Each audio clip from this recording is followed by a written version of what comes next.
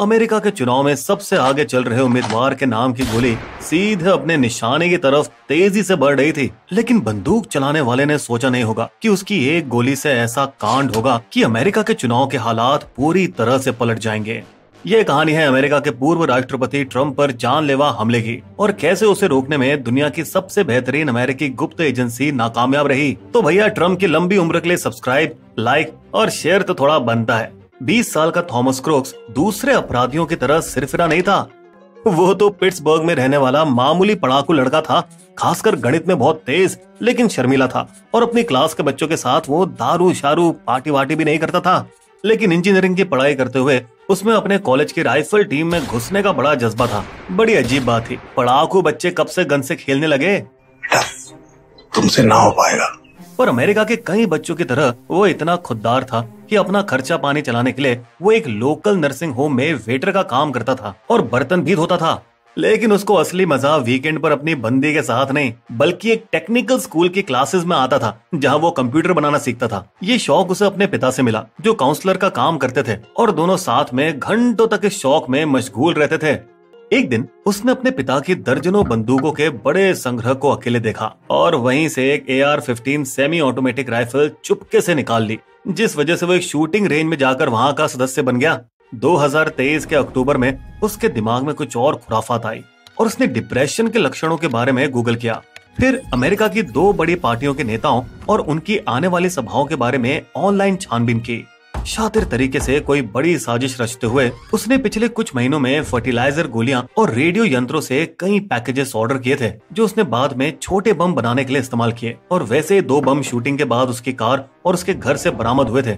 जुलाई के शुरुआती दिनों में जब ट्रंप की बटलर शहर में जल्द ही होने वाली रैली की खबर आई, जो कि क्रूक्स के पिट्सबर्ग शहर से सिर्फ 1 घंटे की दूरी पर है, तो क्रूक्स भैया ने अपनी ऑनलाइन छानबीन को ट्रंप तक सीमित किया और वो पूर्व अमेरिकी राष्ट्रपतियों की हत्याओं के बारे में भी गूगल करने लगा। John F Kennedy 1963, William McKinley 1901, James ए गारफील्ड 1881 और अब्राहम लिंकन 1865। फिर उसने कुछ डरावने शब्द टाइप किए। ऑसवर्ल्ड कैनेडी से कितनी दूरी पर था? डरावने इसलिए क्योंकि 1963 में ऑसवर्ल्ड 80 मीटर की दूरी पर था, जब उसने तब के राष्ट्रपति जॉन एफ कैनेडी पर घातक गोली चलाकर उन्हें मार डाला। क्रूक्स ने अब अपना मन बना लिया था, तो उसने ट्रंप की रैली के लिए भी खुद को रजिस्टर कर लिया और इस तेज तर्रार लड़के ने 7 जुलाई को ट्रंप की रैली की लोकेशन और बटलर फार्म शो के ग्राउंड्स की चप्पे चप्पे की पहचान की। वो भी खुफिया सर्विस और लोकल पुलिस के ऐसा करने से एक दिन पहले उसने मैदान के बगल में एक वेयर हाउस की छत को चुना, ताकि वो छुपकर बढ़िया ढंग से शूटिंग कर सके। हैरानी की बात यह है कि खुफिया सर्विस वेयर हाउस की छतों को ज्यादा जरूरी नहीं समझती और वो उन्हें अपने अंदरूनी सुरक्षा पेरीमीटर के अंदर शामिल नहीं करती, जिस पर खुफिया सर्विस की चीफ ने बाद में सफाई दी। वेयर हाउस की छत ढलान पर थी और एजेंटों के लिए वहाँ खड़ा होना जोखिम से कम नहीं था। खुफिया सर्विसेज ने अपनी आखिरी रैकी को कुछ ही अफसरों के साथ 11 जुलाई को पूरा किया, क्योंकि आधे से ज्यादा स्टाफ उस दिन गर्मी से बेहाल, लाचार और बीमार थे।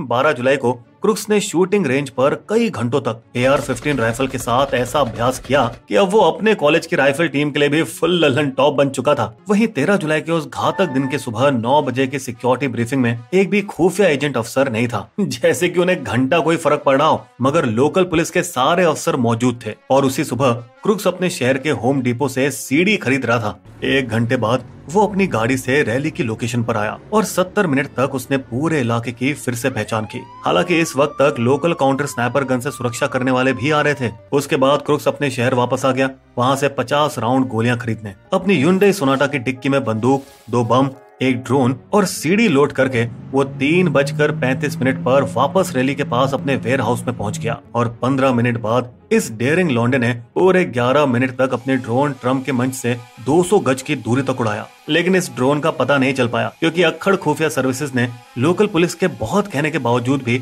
सर्वेक्षण ड्रोन इस्तेमाल करने से मना कर दिया था। और इन सुस्त लोगों का खुद का ड्रोन पता लगाने वाले सिस्टम का अभी भी सेटअप ही चल रहा था और वो ट्रंप के आने से बामुश्किल 1 घंटे पहले शाम को 5 बजे चालू हो पाया। जब क्रूक्स ने अपना ड्रोन बंद किया और कार्यक्रम शुरू होने के इंतजार में चिल करने लगा, तभी एक लोकल पुलिस अफसर ने उसे 4:30 बजे शाम को पहली बार देखा, जब वो वेयर हाउस के पास एक पिकनिक टेबल पर बैठा था। अकेले बैठे क्रूक्स पर ऑफिसर को शक हुआ और उसने उसकी तस्वीर लेकर अपने सहकर्मियों को भेज दी। लेकिन यहाँ समस्या ये थी कि लोकल पुलिस और खुफिया सर्विसेज में तालमेल की कमी थी, क्योंकि वो अलग अलग प्लेटफॉर्म पर एक दूसरे को मैसेज कर रहे थे। तो शायद उस पुलिस की चेतावनी हवा में उड़ गई थी। और इससे भी बुरा ये हुआ कि 13 जुलाई की रैली से पहले लोकल पुलिस ने जो कमांड पोस्ट बनाया था, वहाँ कोई भी खुफिया सर्विस एजेंट मौजूद नहीं था। इन्हीं सारी गलतियों की वजह से हमारे भाई क्रुक्स आसानी से सीढ़ी और असॉल्ट राइफल लेकर वेयरहाउस एरिया में मजे से पहुंच गए, जबकि बाकी सभी लोग रैली में घुसने के लिए प्रॉपर सिक्योरिटी चेकअप से गुजर रहे थे। 1 घंटे बाद क्रुक्स को पकड़ने का एक और मौका आया था, जब पुलिस अधिकारियों ने इस अनजान लड़के को रेंज फाइंडर के साथ इलाके का सर्वे करते देखा। 5:38 पर उनमें से एक ने उसकी फिर से तस्वीरें ली और खुफिया सर्विसेज को भेज दी, मगर अब भी उन्होंने कोई जवाब नहीं दिया। और ये भी राज है कि आखिर क्यों, भांग खा रखी होगी। लेकिन कर्तव्यनिष्ठ लोकल पुलिस के काउंटर स्नाइपर टीम में से एक, जो कि खुफिया सर्विस स्नाइपर टीम से अलग थी, उसने क्रुक्स को ढूंढने की बहुत कोशिश की, पर अब वो चालाक बंदा कहीं गायब हो चुका था। शाम 6 बजे तक ये फुर्तीला लड़का अपनी सीढ़ी छोड़कर ट्रम्प के मंच की सबसे नजदीक वाली वेयरहाउस बिल्डिंग पर चढ़ गया, जहां से वो ट्रम्प पर सबसे अच्छा निशाना लगा सकता था। कुछ मिनट बाद 6:03 पर डोनाल्ड ट्रम्प मंच पर आए और जनता ने नारों के साथ उनका स्वागत किया।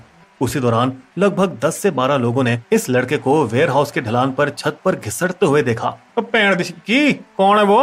और लड़का है सफेद सांप। अब तक बहरे बन चुके खुफिया सर्विस के काउंटर स्नाइपर ने आखिरकार हंगामा सुना और देखा कि लोगों की उंगलियां वेयरहाउस की छत की ओर इशारा कर रही थी। लेकिन जहां पे वो तैनात थे, वहां से वेयरहाउस की छत का शिखर उनकी नजरों के आड़े आ रहा था और वे कुछ भी ठीक से नहीं देख पा रहे थे। इसी दौरान वेयरहाउस के पास तैनात 2 सक्रिय ट्रैफिक ऑफिसर भी इस संदिग्ध लड़के की तलाश में शामिल हो गए। उनमें से एक अपने साथी के कंधे पर चढ़ गया और छत पर झांकने की कोशिश करने लगा। उसने देखा कि एक लड़का अपनी AR-15 राइफल से ट्रम्प के मंच की ओर निशाना साध रहा है। उसी समय शूटर मुड़ा और उनकी आंखें मिली। क्रुक्स की आंखों में जुनून था और अफसर की कर्तव्यनिष्ठा। क्रुक्स ने तेजी से अपनी राइफल घुमाई और अफसर की ओर निशाना साधा, जिसने डर के मारे पीछे हटने की कोशिश तो की, मगर वो डगमगा गया और दूसरे अधिकारियों को साथ लेकर जमीन पर गिर गया। लेकिन उसने फिर भी अपना धैर्य बनाए रखा और तुरंत अपनी टीम को रेडियो संदेश भेजा। लड़के के पास बंदूक है, लंबी बंदूक, वेयरहाउस की छत पर। लेकिन एक बार फिर से ये रेडियो संदेश खुफिया सर्विसेज तक नहीं पहुंच पाया। शायद सभी ने कड़क भांग ले रखी थी। अब रैली में आए और भी लोगों ने बंदूक वाले लड़के को देखा और जोर से चिल्लाए, अरे ये लड़का कौन है ऊपर? मामी देखो बंदूक कितनी बड़ी है उसके पास। यहाँ ट्रम्प अपने पसंदीदा मुद्दे गैर कानूनी अप्रवासन पर अपनी बकचोदी फैल रहा था, इस बात से एकदम अनजान कि कोई हत्यारा उनकी खोपड़ी उड़ाने की फिराक में है। मजे की बात देखिए कि उन 2 मिनटों में खुफिया सर्विसेज ने ना तो ट्रम्प को मंच से हटाया, ना ही वो घुसपैठिए को पहचान सके, ना ही गोली मार सके। और यहाँ जब हमारे क्रुक्स ने जान लिया था कि उसको लोगों ने देख लिया है और अब टाइम नहीं बचा है, तो उसने गोलियां चलानी शुरू कर दी। गोली एकदम निशाने पर थी और सीधे ट्रम्प के सिर की तरफ जा रही थी। लेकिन उसी समय ट्रम्प की किस्मत अच्छी थी कि उन्होंने अपना सिर थोड़ा सा घुमा लिया ताकि वो स्क्रीन पर बाइडेन के राज में अप्रवासन के आंकड़ों को देख सके। तो निशाना चूक गया और गोली ट्रम्प के दाहिने कान को बस छूते हुए निकल गई। ये देखकर क्रुक्स ने दोबारा कोशिश की, लेकिन अब तक ट्रम्प नीचे झुक चुके थे। हालांकि गोलियों ने नुकसान भी बहुत पहुंचाया। भीड़ में से एक बेचारे फायर फाइटर की जान चली गई और 2 लोग घायल हो गए।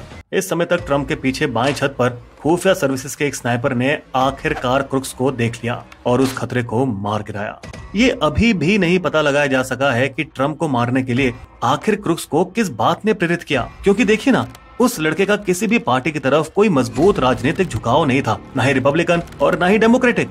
अब वो एक रजिस्टर्ड रिपब्लिकन जरूर था और उसने जनवरी 2021 में राष्ट्रपति बाइडेन के उद्घाटन के दिन एक कैंपेन के लिए $15 दान भी किए थे। भले ही उसके दाढ़ी के बाल पूरे ना आए हो, मगर उसे बंदूकों से प्यार था। जो टी-शर्ट उसने शूटिंग के दिन पहनी थी, वो एक बंदूकों पर बात करने वाले यूट्यूब चैनल की थी, जो युवाओं में काफी पॉपुलर है। तो क्या अब ट्रम्प के घायल कान अमेरिका में बंदूक नियंत्रण के लिए सख्त नियमों के मांग को सुनेगा?